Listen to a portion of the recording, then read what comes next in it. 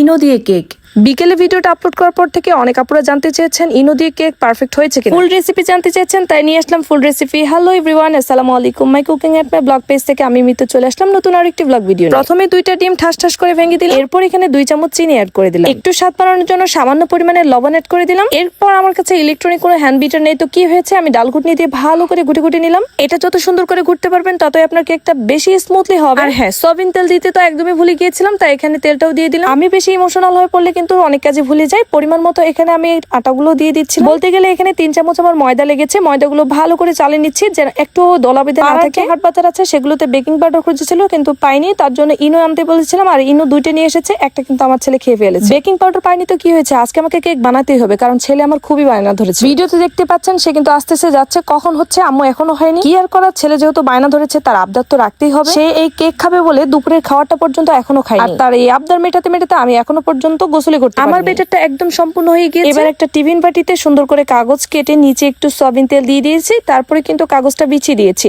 এরপরে আমি কিন্তু বেটারটা ঢেলে দিলাম। এইবার কিছু বাদাম ছড়িয়ে দিলাম একটু সৌন্দর্যবোধক আর খাওয়ার সুস্বাদু হওয়ার জন্য, সাথে আরো দিয়েছিলাম কয়েকটা কিসমিস। জানি না আজকে কেমন হবে কেকটা, আল্লাহ ভরসা। শাশুড়ি আমার রান্নার প্রশংসা সবসময় করে, তবে আজকে যদি আমি রান্না ঠিকভাবে না করতে পারি তাহলে তো একদম আমার মুখ দেখাতে পারবো না। বাসায় আমার ননদ আছে, তাকে দেখাতে হবে না কি সুন্দর করে কেক বানাতে পারি। এজন্য এয়ার ফ্রাইয়ে বসিয়ে দিলাম যেন একটু তেড়েবেঁকা না হয়। পারফেক্টলি ভাবে কেক বানানোর জন্য আমার টিকিওয়াইউ এই ব্র্যান্ডের এয়ার ফ্রাইটা এত বেশি কাজে দেয় যেটা বলার বাইরে। কেক পুডিং একদমই বানাতে পারেন না তাদের জন্য বেস্ট একটা প্রোডাক্ট। যারা আমাকে সবসময় প্রশ্ন করেন আপু কোথা থেকে নিয়েছেন, এটা আমি টিকিওয়াইউ এই ফেসবুক পেজ থেকে নিয়েছি। আপনারা চাইলে সেখান থেকে অর্ডার করতে পারেন, আমি পেজটা ডিসক্রিপশনে মেনশন করে দিব। আমি তাপমাত্রা দিয়েছিলাম 160 ডিগ্রি 30 মিনিট, আর এই 30 মিনিটে ফুল কেক রেডি। এর মাঝে কিন্তু কারেন্ট চলে গিয়েছিল, 5 মিনিটের মতো কারেন্ট ছিল না, কারেন্ট এসেছে আবার নিজে নিজে অনও হয়ে গিয়েছে। পারফেক্টলি আমার কেকটা রেডি হয়ে গেছে। এবার আমি সার্ভ করে আপনাদেরকে দেখাবো যে আসলে কতটা সফট হয়েছে। আমিও এক্সাইটেড, আসলে দেখি ইনো দিয়ে ফার্স্ট টাইম আমার বানানো এই কেক। আমার ছেলে অধীর আগ্রহে দেখতেছে কখন আম্মু ঢালবে, কখন আমাকে কেটে খাওয়াবে। মাশাল্লাহ মাশাল্লাহ, আমার কেকটা কিন্তু বেশ দারুণ হয়েছে, দেখতে